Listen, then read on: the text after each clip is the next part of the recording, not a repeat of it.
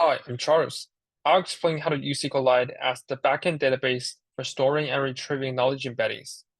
The process is divided into two parts. Storing parts happen under the rack module, and retrieving parts happen under the AI chatbot backend module.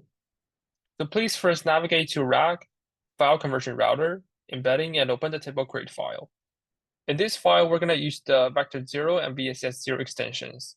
So please first download these two extensions, follow the README file. We're going to utilize these two extensions in the connect function to establish a connection to the database table.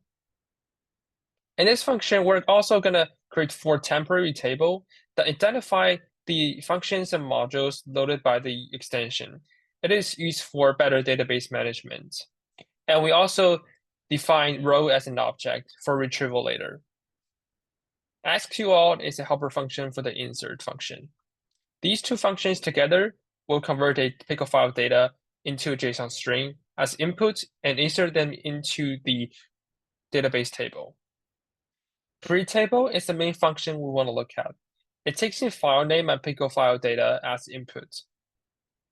It preserves the file name of the pickle file and convert that into a database name. Establish a connection to the given table and create a virtual table using the VSS extension. Here, we load the dense vector of the embedding list and insert that into the table.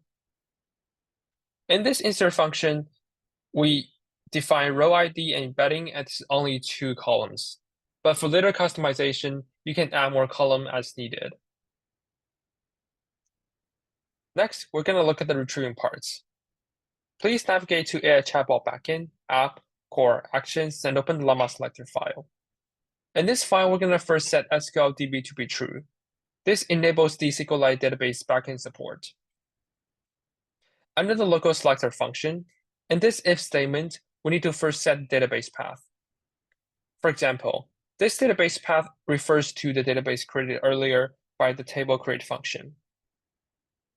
We establish a connection to this database and convert the query into a query vector JSON string.